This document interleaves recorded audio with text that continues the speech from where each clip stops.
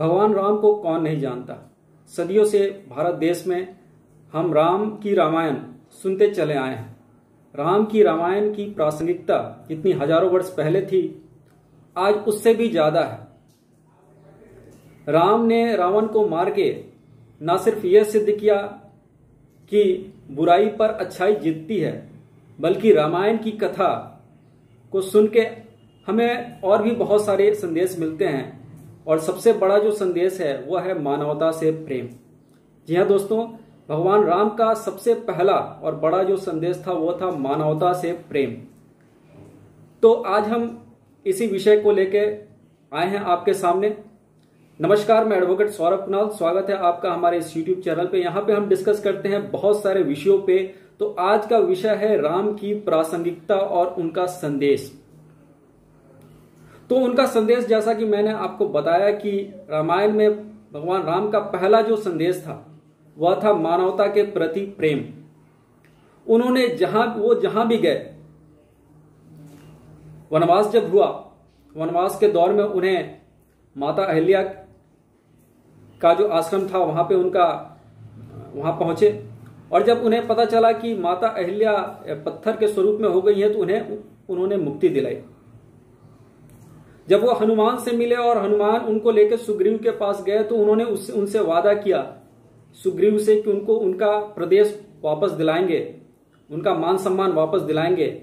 और अपने वादे के मुताबिक उन्होंने सुग्रीव को, जो कि एक वानर जाति से थे, अपना वादा पूरा किया। जब माता अनुसुईया के आश्रम गए तो उन्होंने साधु संतों पे हो रहे अत्याचार को देखा और वहां प्रण लिया कि वो असुरों का नाश करेंगे।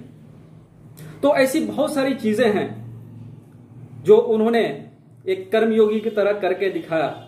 लेकिन सबसे बड़ी बात जो है, जिस समाजवाद के बारे में आज के बुद्धिजीवी इतना सब कुछ लिखते हैं और बोलते हैं, उसे कर्मयोगी राम ने करके सिद्ध कर दिया कि यह कैसे लागू किया जा सकता है।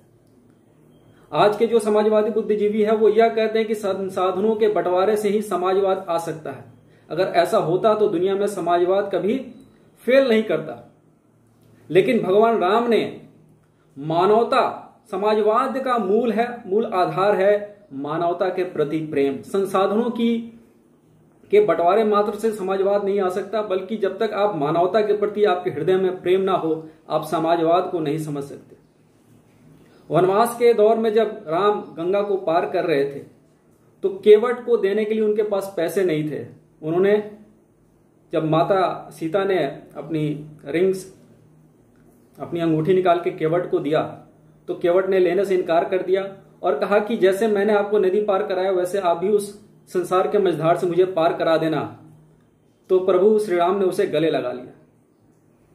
श्री राम उस वक्त राजा दशरथ के पुत्र थे और जाति में क्षत्रिय थे, लेकिन फिर भी केवट को उन्होंने गले लगाया। यह एक बहुत बड़ा संदेश है। श्री राम जब सुग्रीव को अपना वादा दिखाते हैं तो वो यह दिखाते हैं कि वो दलित और दूसरे समाज से जो लोग आए हैं उनके प्रति भी प्रेम है, उतना ही सम्मान है। माता अहिल्या श्रापित थी लेकिन फिर भी उन्होंने उनको मुक्ति दी। ये सारे संदेश जो हैं आज भी उतने ही प्रासंगिक हैं हमारे देश में, जहां पे ऊंच नीच का भेदभाव और जात पात है। इतना ही नहीं, मानवता से प्रेम ही नहीं, मानवता के प्रेम, जब राम गद्दी पे बैठे और रामराज की स्थापना हुई तो सबसे पहले उन्होंने स्वास्थ्य, शिक्षा और कर संबंधित विषयों का जिम्मा लिया। तुलसीदास ने बहुत ही बढ़िया अपने रामचरितमानस में इसे दोहे में लिखा है, बरसत हर्षत लोक सबे करसत लखे न कोई, तुलसी प्रजा सुभागते भूप भानुते होई।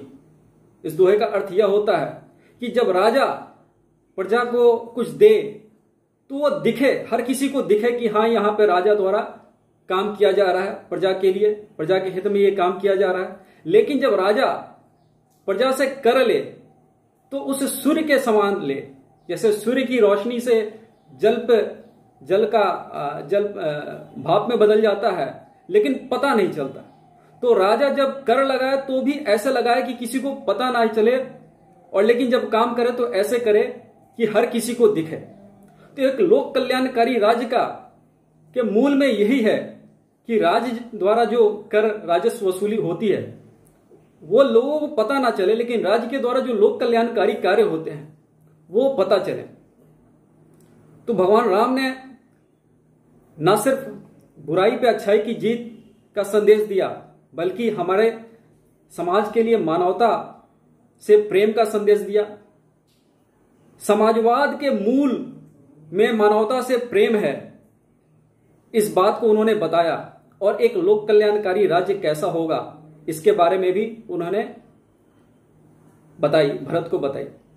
तो रामायण और राम से जुड़े हुए मुद्दों को पे अगर आपके मन में कोई प्रश्न है तो नीचे दिए गए व्हाट्सएप नंबर पे आप मुझसे वो प्रश्न कर सकते हैं, और मुझे खुशी होगी मैं आपके अगर उन प्रश्नों के जवाब दूं। तो अगर आप हमारे इस वीडियो को फेसबुक पे देख रहे हैं तो हमारे फेसबुक पेज से कनेक्ट करें। अगर आप हमारे इस वीडियो को यूट्यूब पे देख रहे हैं तो हमारे यूट्यूब चैनल को सब्सक्राइब करें। अगली बार मैं एक नए वीडियो के साथ आऊंगा, तब तक के लिए नमस्कार।